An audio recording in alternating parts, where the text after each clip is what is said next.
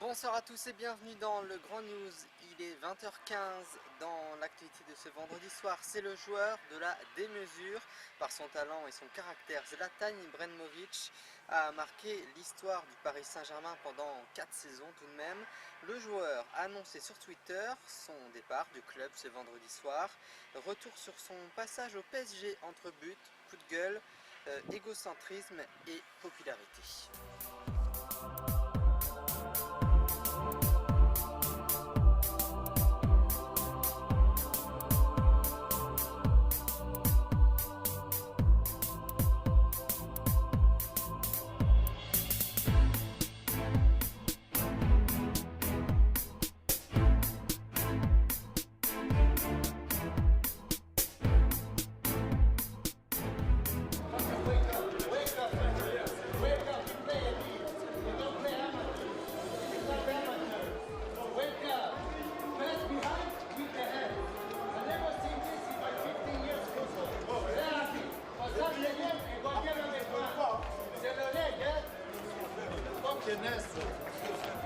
Play 15 years, never seen referee in this shit country. Don't even deserve PSG should be in this country. Je pense que ce projet du Paris Saint-Germain a été lancé il y a 3 ans et demi, et donc avec tout le respect qu'il faut au passé du Paris Saint-Germain, je pense que le club est né vraiment le jour où les Qataris ont acheté le club. Après la Suède, j'ai mis la France sur la carte du monde footballistique. J'en suis très heureux. Zlatan, follow me, nobody talks. Zlatan, why nobody talks? Because I'm the boss. I think I have a role model in the team, absolutely. I mean, there can only be one boss in the team, and he's sitting here. I'm not like you, because I'm not you. I am Zlatan Ibrahimović, and I am just warming up.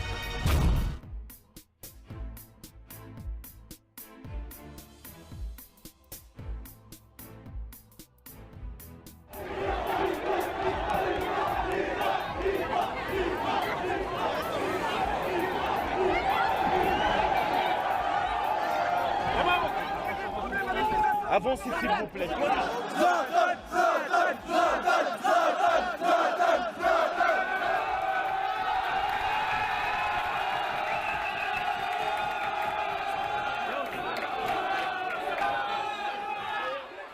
Chaque semaine, le format pile poil nous dévoile les astuces brillantes de cuisine française. Découvrez comment réussir à tous les coups un soufflé. Regardez.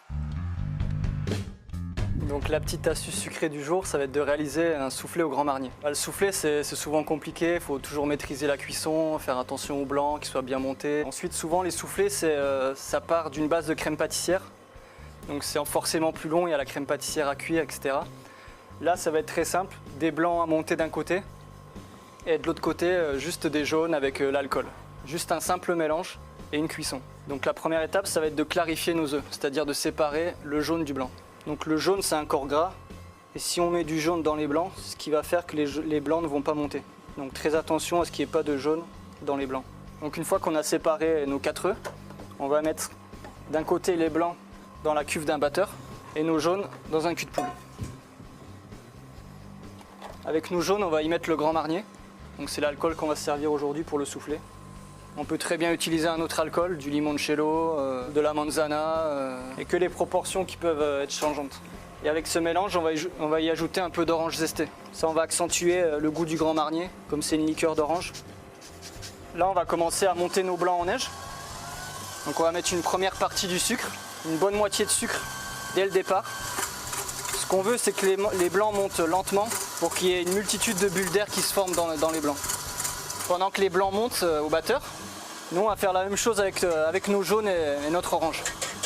On va incorporer de l'air dedans. On ne sera pas la même consistance qu'un sabayon, mais on aura quand même un petit épaississement des jaunes. Voilà, on met la deuxième partie du sucre au bout de 3-4 minutes environ. Il faut juste faire attention que les blancs en neige ne soient pas grainés. C'est pour ça qu'il faut y aller à vitesse moyenne. Donc là on finit avec le reste du sucre. Une fois que tout le sucre est incorporé, on peut arrêter le batteur. Donc là on a des blancs qui sont montés mais pas trop fermes non plus. On en met une première partie dans les jaunes. On va détendre notre appareil et le reste des blancs on va l'incorporer délicatement à la maryse. Si on continue avec le fouet, on va casser toutes les bulles d'air qui sont dans les blancs et nos soufflets ne monteront pas correctement. Quand la totalité des blancs est bien incorporée, on peut arrêter. Donc là, à l'aide d'une poche plastique transparente, je vais venir mettre mon appareil dedans. Donc là, on va garnir un moule en porcelaine, préalablement beurré. Juste beurré, pas besoin de sucre. Alors parfois, vous avez des soufflets qui montent de travers, ils ne sont pas forcément droits. Normalement, avec cette technique, comme il n'y a pas de lait, il n'y a pas d'amidon, normalement, s'ils sont beurrés correctement, ils vont monter forcément bien droit. Donc la dernière étape, c'est la cuisson, 180 degrés pendant 7 minutes. Donc surtout, évitez d'ouvrir le four au milieu de cuisson. Donc pour agrémenter notre soufflé, on va faire une petite salade d'orange. Donc on va peler notre orange à vif. Alors nous, au restaurant, on l'accompagne aussi d'une glace au safran. Voilà, donc après 7 minutes de cuisson et un tout petit peu moins de préparation, comment obtenir un joli soufflé au Grand Marnier.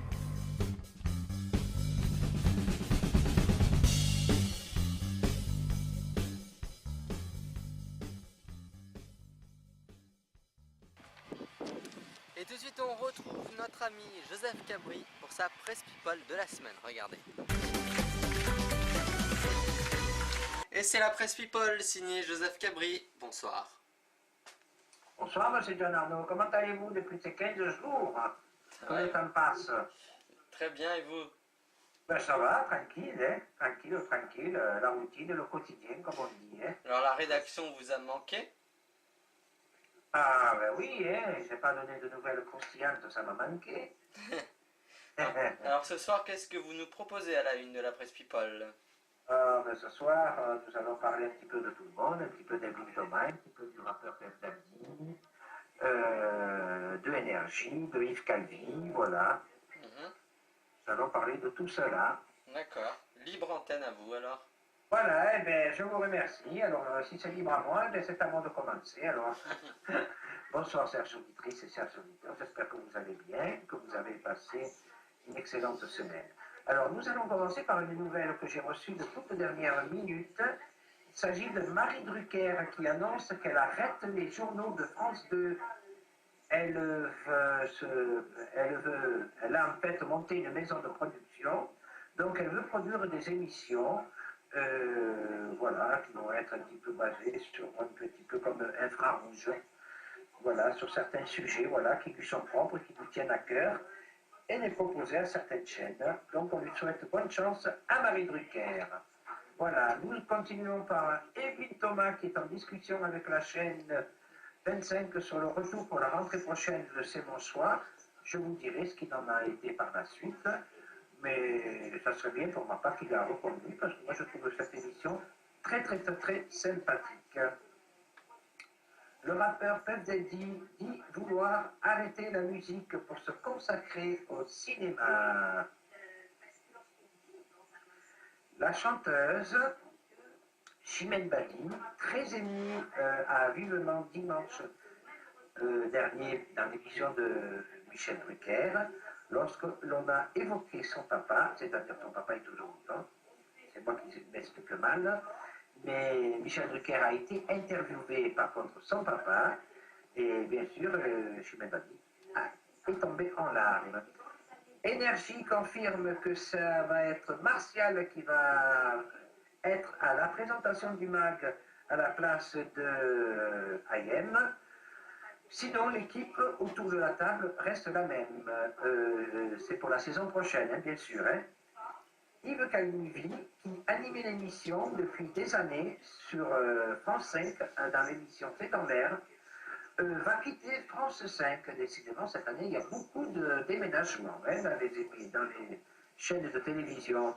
Donc, il va aller sur la chaîne LCI pour animer une touche d'info en fin d'après-midi. En un an, à la venue de M. Vincent Bolloré, Canal+ a perdu plus de 400 000 abonnés. C'est énorme. Et d'ailleurs, il a même été évoqué que M. Vincent Bolloré voulait vendre Canal+, et carrément le fermer. On verra par la suite. Alors, on vous parlait de changement d'animateur, tout ça, de chaîne télévision. On a appris aussi par la suite que Yann Barthès, qui était depuis quelques années sur Canal+, eh bien, va quitter Canal+, pour aller sur TF1. Alors, il veut produire, mais ça apparemment ça a été un démenti, il voulait produire une émission face à Ruquier, et ça a été démenti parce qu'il fallait quand même se battre face quand même au monstre qui est quand même Ruquier, pardon, à cette heure-là, le samedi en deuxième partie d'émission.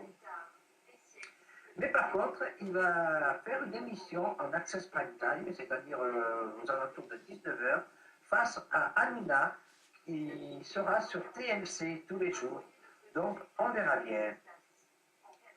Donc, il n'animera plus le Petit Journal, qui était l'émission qu'il animait sur Canal+. En effet, ce qui est très très très très rare pour que je puisse vous l'annoncer, une dame de 70 ans, je vous le dis bien, de 70 ans, a donné naissance à un enfant. Non. Et en plus, c'était son tout premier enfant, mais bien sûr, ça a été fait par Vitrio. Voilà, on peut lui souhaiter que du bonheur, mais 70 ans, ça fait quand même un peu âgé pour ma part. Il peut avoir un enfant, mais enfin, j'espère qu'elle a des filles, des petites filles qui pourront prendre la suite. Petit rappel, c'est la journée finaliste de The Voice samedi 20h à 20h15. Et en même temps, c'était un petit peu ballot pour ma part d'avoir mis en même temps sur France 3 l'Eurovision, qui est cette année est présenté. Enfin, c'est Amir qui va représenter la France de l'Eurovision. Mais je trouve un peu ballot d'avoir mis l'Eurovision en face de la finale de The Voice, qui est pour moi, et j'espère que ça va être Slimane qui va gagner. Je trouve ça un petit peu ballot, parce que déjà que l'Eurovision ne faisait pas tellement d'audience, parce que c'est quand même une émission qui est assez longue à regarder. Alors, face à The Voice, hein, on leur dit quand même un gros merde. Pourquoi pas, ça sera The Voice. Voilà, c'est ainsi que s'achève pour cette semaine à la presse People. Je vous retrouverai la semaine prochaine. Je vous laisse en compagnie de M. John Arnaud. Je vous souhaite une excellente soirée ainsi qu'une bonne semaine. Et à vendredi prochain. Au revoir. Et en direct avec M. John Arnaud, c'est à vous. Effectivement, ce n'est pas la bonne émission, ce n'est pas C'est à vous, mais bien le grand news que nous allons suivre la suite dans un instant. Merci Joseph Cabri, on vous retrouve la semaine prochaine. Bon week-end. Tout à fait, merci à vous. Dans son film Rester vertical, Alain Giraudy raconte l'histoire d'un réalisateur un peu paumé, Léo, alors qu'il se promène sur son grand COS de Lozère. Léo rencontre Marie et tisse des liens bien particuliers avec une famille à la géométrie bien démesurée, pour ne pas dire vulgaire, portée par la fuite d'un côté, les rencontres de l'autre. Léo sombre peu à peu dans la misère infernale. Après avoir été sélectionné pour la compétition Un certain regard en 2013 avec L'Inconnu du lac, le réalisateur Alain Giraudy revient à Cannes en sélection officielle cette fois-ci. Regardez, c'est notre film à retordre.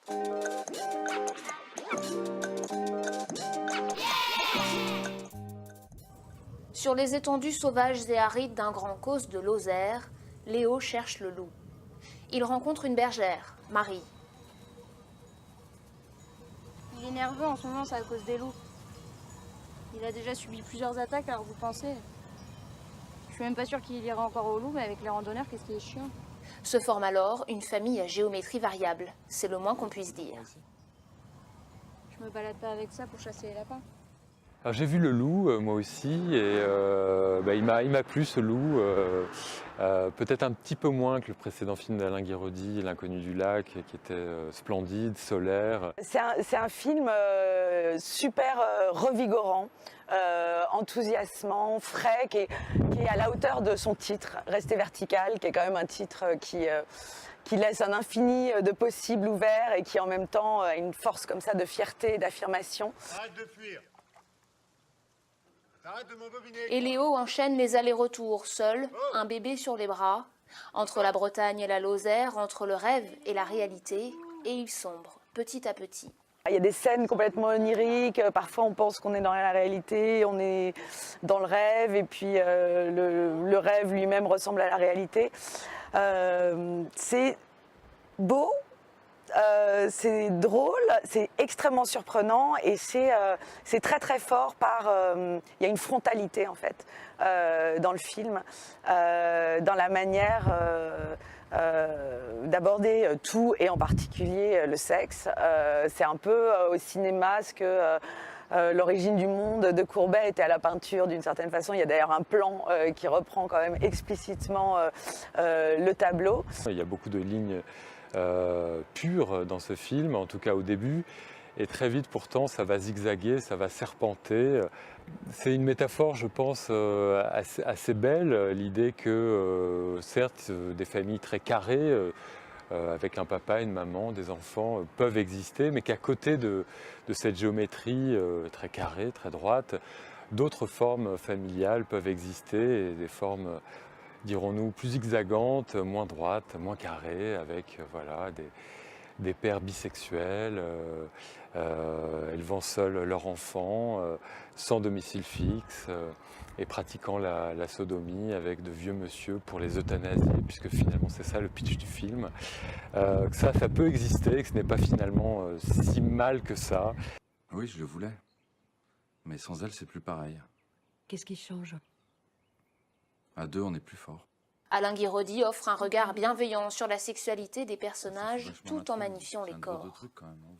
Tout le geste de Guiraudy, c'est pas seulement de faire exister ces corps devant la caméra, mais c'est de leur donner une dignité, une force, une présence comme ça qui inspire voilà, le respect, qui les fait exister, mais vraiment au sens fort et politique et héroïque un petit peu du terme. On se perd parfois peut-être un peu en chemin, mais la fin du film est absolument magnifique, très belle, très mystérieuse. Elle délivre un peu peut-être la morale de ce film, l'idée qu'on peut finalement tenir debout, même en faisant des pas de côté, même en ne marchant pas forcément très droit.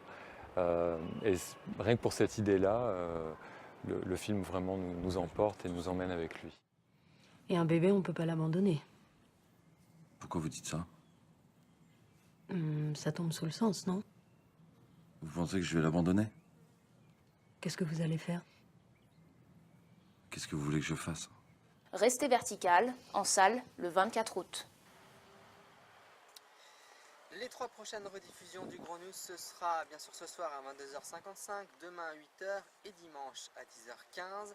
J'aurai le plaisir, quant à moi, de vous retrouver lundi à 20h15 pour d'autres informations. Il me reste à vous souhaiter un excellent week-end et de vous remercier de votre fidélité à lundi. Enfin, j'espère.